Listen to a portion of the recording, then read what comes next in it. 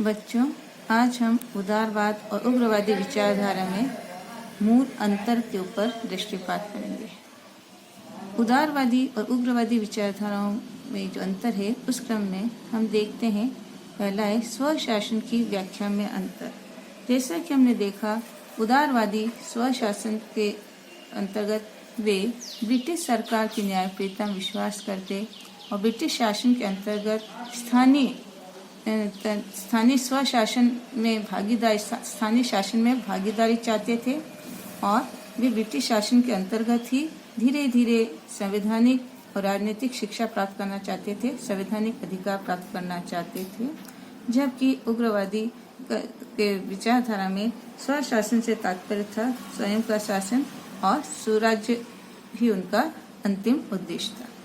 Next है British सरकार की प्रतिनीति। उदारवादी ब्रिटिश सरकार की न्यायप्रियता में असीम आस्था थी और वे भारत के अंदर अंग्रेजी शासन को हितकर मानते थे और उसी के अंतर्गत ही भारत में धीरे धीरे संवैधानिक विकास प्राप्त करना चाहते थे। जबकि उग्रवादी इसमें विश्वास नहीं करते थे और उनके ब्रिटिश न्यायप्रियता में विश्वास नहीं था। नेक्स्ट है हिंदू संस्कृति का पुनरुत्थान। उदारवादी जो नेता थे, जिसमें एक बड़ा वर्ग ऐसा था जो पाश्चात्य संस्कृति और शिक्षा प्राप्त था, पाश्चात्य संस्कृति से प्रभावित था। जबकि उग्रवादी पाश्चात्य संस्कृति के अनुकरण के लिए पक्षधर नहीं थे।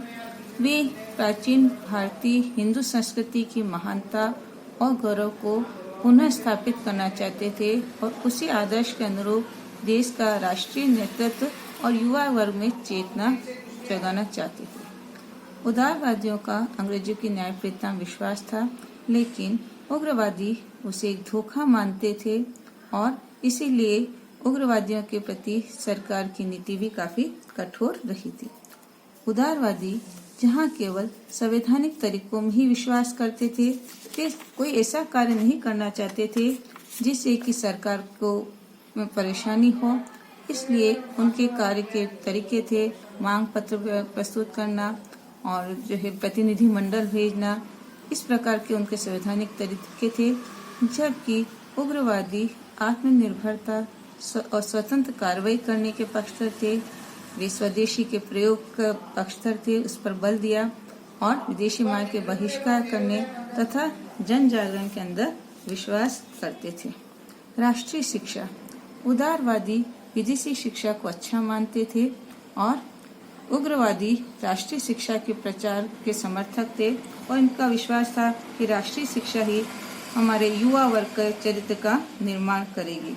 साथ ही ब्रिटेन के प्रति यदि हम दृष्टिकोण में देखें, हम देखते हैं कि उदारवादी जहां भारत में अंग्रेजी शासन एक वरदान मानते थे, उनका विचार था कि अंग्रेजी शासन के सहयोग से ही भारत में कुछ जो तकनीकी विकास हुआ और जो हमारे दूर संचार साधनों का विकास हुआ, तो वो सारा हमारे लिए हितकर रहे, उसको एक जो है वरदान मानते थे। जबकि उग्रवादी उसे एक अभिशाप मानते थे।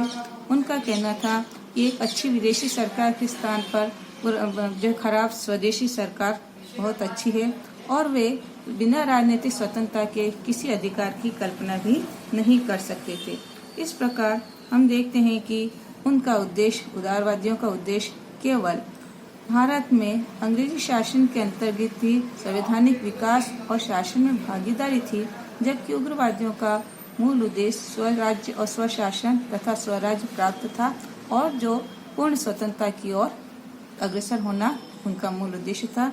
इस प्रकार कार्यक्रम की दृष्टि से भी उग्रवादियों के स्वदेशी, स्वावलंबन, राष्ट्रीय शिक्षा के कार्यक्रम थे और उदारवादियों ने अपने ऐसा कोई स्पष्ट कार्यक्रम भी जनता के समक्ष नहीं रखा।